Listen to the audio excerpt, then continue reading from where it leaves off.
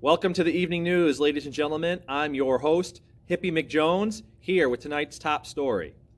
Local celebrity teacher and three-time Teacher of the Year Chris Luhrs finds himself in hot water tonight after recent comments made at his press conference. Mr. Luhrs, who is said to have been under extreme mental pressure since the pandemic has hit, found himself making some rather harsh comments towards his critics and fellow reporters at his press conference. We have obtained clips from reporters who were there at the scene, but we have to caution, if you do not have a strong stomach or a sense of humor, you might find some of these comments and images shocking. So, viewer discretion is advised. All right, let's get this interview started. Just so you know, I'm already in a bad mood. I had to kick 4 people out of class today. So just be ready. Just get started.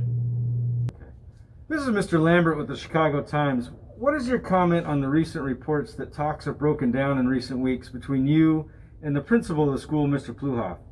What's the current status of your relationship, and do you expect to be the 5th grade teacher at Lewis and Clark next year?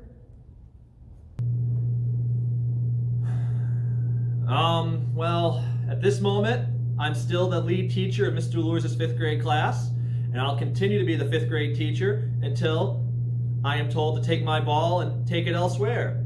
As for my relationship with Mr. Pluhoff, I haven't seen any problems with it.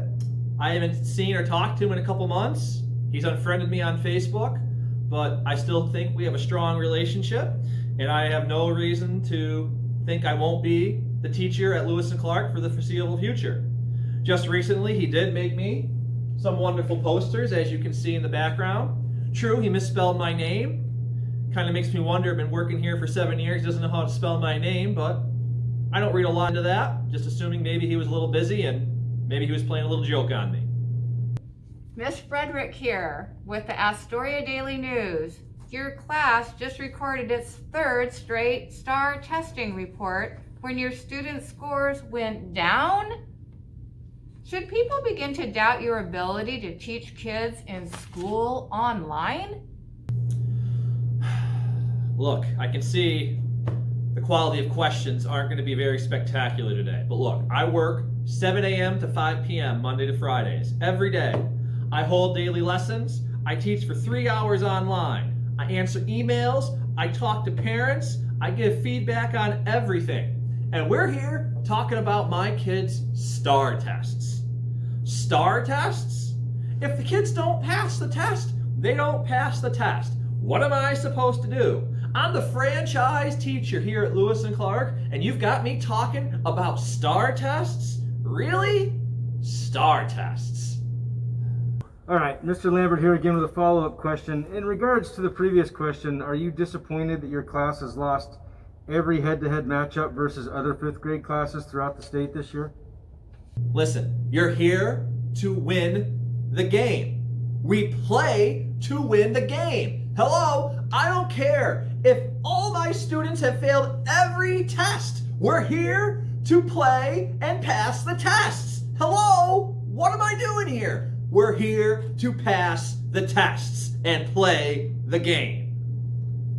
This is Mr. Olson from the New York Times. I know teachers aren't allowed to answer this question, but I have to ask. Who is your favorite student this year? Wow. Wow, good job. Good job, man. You took a question that nobody should ask, and you did it. That's good work. I mean, I don't know who my favorite student is, but I know you're my least favorite reporter. I mean, to answer the question, I don't have favorite students. I like all my students equally. Cadence, Kira, Eli, Rosemary, Brady, Tatum, Carolyn, Avery. I like them all the same. Doesn't matter. All the same. Next question. Hi, this is Mrs. Goches from the Los Angeles Times. You just mentioned a couple of students from your class and some that aren't even in your class. Does that mean that they are your favorite students? Next question. You didn't answer my question. Can you please answer the question? Next question. You didn't answer my question. Can you please answer the question? Next question. You think you could have got me at least some cold water? What kind of water? How long has water been sitting here? 3 weeks? You couldn't have gotten me some better water? This cup says I'm an awesome teacher. Maybe I should deserve some awesome water. What do you think? Give me some water. Go get me some water. You guys got to step it up on the questions. I mean, step it up. I mean, my 3-year-old grandson could get me questions better than this, and I don't even have a 3-year-old grandson. Come on. Ms. Scarshow from the Portland Tribune. What is your response to the comments recently made by Mr. Lambert, where he stated that he would rather eat moldy cheese than have you teach any of his kids? Listen, we're sitting here talking about an old gym teacher that got hydrated up on coffee and water and started running his mouth about things he has no idea about. I mean, come on. Who would listen to a gym teacher? When I got a question about badminton or gym socks, I'll go talk to him. But he has no idea how to teach a classroom. So leave the school questions to me and leave the gymnastics to him. Soren with the Flying Eagle Press here. Do you realistically think your students have a chance of being promoted to the next grade after all this remote learning? Promoted? Promoted? You're talking about the kids getting promoted? I just hope the kids come to class. Promoted? Promoted? Wow. Whew. Promoted. That's a good one. I want $1 million too, but you don't see me complaining about that.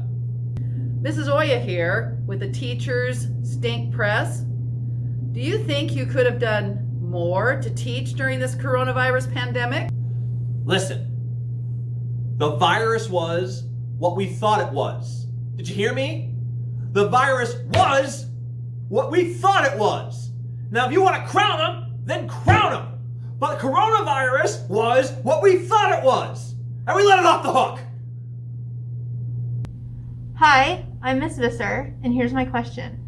What do you tell people that say that students should have their microphones and their cameras on the whole time? Why should I make people do that? Why should I make them turn their screens on? So I can hear all their kids crying in the background? So I can hear the parents yelling at them? So I can see a kid who hasn't showered in 3 weeks have junk all over his hair? Why would I turn their screens on? Why are we even getting mad at kids today in the first place during a pandemic? If you have a problem with something, you come talk to me. Talk to me. I'm a man. I'm 37. You talk to me. Don't yell at a kid, you yell at me.